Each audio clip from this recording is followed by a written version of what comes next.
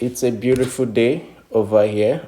Of course, you all know me by now. This is Prince Will, Afro-Hill Migration, Uphill Global Concerts. Today, I'm not talking about the usual, which is our visa services and other business matters. No, today I'm sharing life with us. It's gonna touch on personal life. It's gonna touch on career, family, marriage, business, and so many other things, even friendship, right? It's me discussing life generally with you. Let's have a discussion, shall we? So today I was thinking, brooding earlier today, which I always do. Sometimes even in my sleep, subconsciously I have some thoughts which I ponder with myself, all by myself. Then I come to understand something that I always know, which is that money is important. Truly, money is important. Money is a tool in achieving so many goals, right? Be it business, be it academic, be it religious, be it spiritual, be it marital, family, any goal you have. Politics, scientific, any goal you have, money is a tool in achieving this. However, it is going to be erroneous for us to think money is the only tool. Money is an important tool, but not the only tool, and perhaps not even the most important tool. So when you don't have money, you think the solution to all your problems is money, is tied to money. That is when you don't have money. But for those who have made money, relatively so, they come to a place of understanding that money is actually not the solution to all your problems. There are so many other tools you need in solving your problems. In fact, if you're not careful, money becomes one of your problems or even your biggest problem, or it becomes a conduit for so many other problems to come alive in your life. So if you're not careful with this subject of money, you would either lack it or you have it and ruin so many other areas of your life. Now let's bring it into a realistic perspective.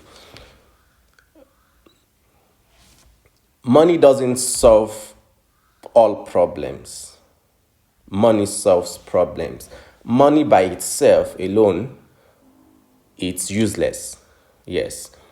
If you're broke now and you're giving, let's say, 100 million naira, 100 million Kenyan shillings, 100 million Rwanda franc, $100 million, whatever currency, some huge amounts, around $100,000 and above or so, even $10,000, you get gifted this money, this cash of $100,000.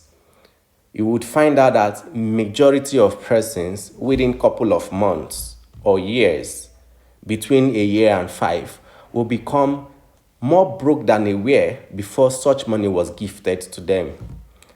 Now, do you understand that money itself is not the solution? Money itself does not remove you permanently from poverty. You have to have the skill.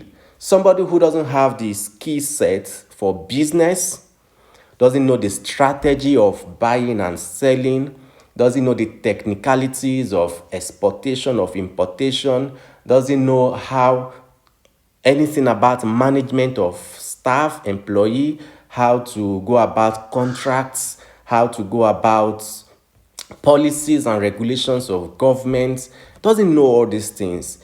If you give such a person a huge sum of an amount to invest in a business or whatever, even if you set up that business for the person, buy goods, put these goods in a good location, even if you put those goods in a good shop, in a good location, provide all that is necessary, because this person lacks the skill, the business skill, the management skill, the money skill, that money, those goods become problematic. You begin to see those goods crumble, the shop going down, stocks going down. What this person does is to first of all upgrade their lifestyle. They buy new clothes, buy new shoes, they buy cars, they rent big houses or buy a big house and drink. If they were formerly drinking beer, Heineken, or other form of beer, they upgrade to Mate, to Hennessy, to Ugly Bottle, to so many exotic drink. They begin to hang out in expensive clubs and all that. Over time, since there is no multiplication of money due to the lack of skill of money, that 100 million that the person has begins to dwindle. Money not invested properly, it reduces, it gets finishes. That is why you hear some celebrities were worth, let's say, $10 million at the prime of their career, and later they are worth $100,000 or even bankrupt. They had that money, cash, but they didn't have the mindset for increasing money. Some people even make their money from divorce.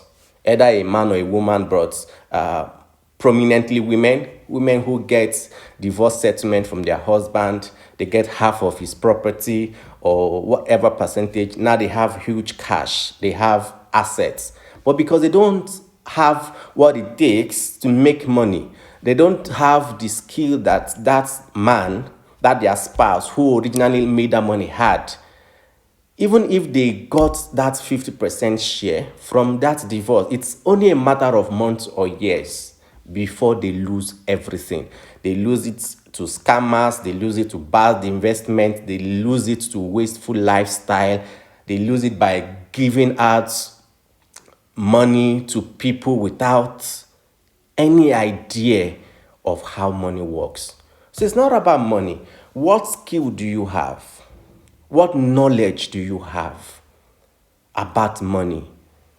If you cannot manage or grow a business that is worth $1,000, how can you manage and grow a business that is worth $10,000? So we need to understand these things. We need to be taught money management. It's not all about our pleasure. It's not about our desire. If we keep focusing on the benefit of having money, at the end of the whole day, we would not have any money left, no assets left for our kids, our grandkids, no legacy whatsoever. You find out that you were rich formerly, you had money some years back, and all you can show for that money are the pictures of cars, the pictures of perfumes, the pictures of clothes that you had, the pictures of beautiful houses that you lived in. Those become memories. They are no longer with you because they are gone, they've evaporated. So it's easier actually to even remain an employee, work where you are being paid a salary, 500 USD, 1000 USD, even 10,000 USD monthly, than even becoming an entrepreneur, because it takes a lot to be an entrepreneur. But the profits from being a successful entrepreneur is way higher than being an employee. So it's best for some people to just be an employee. They don't need so much effort to remain employees. But how far can you go with the salary of an employee? So it's not about money. Learn skills, learn business skills, learn management skills, learn saving skills, learn investment skills, have a nose for opportunities. Be diligent, be disciplined when it comes to money. Know when to spend, know when to save, know when to invest. Push yourself to do things ordinarily you will not do. Because money does not work based on your mood. Work hard, push hard. Even when you are not in the mood, chase the bag. And of course, as a Christian, I'd always say, put God first. You see people who are successful everywhere and you want to be like them. Do you know the hard work behind their success? You don't know. You only see the reflection of success. You only see the results of their hard work. You do not see the hard work. You do not see the process. I wish everybody well, and I wish you learn one or two things from this. Learn money skills now that it's early, now that you have the time and opportunity, the energy, and you are still young to be productive and leave a legacy for yourself and for your future generation. Cheers.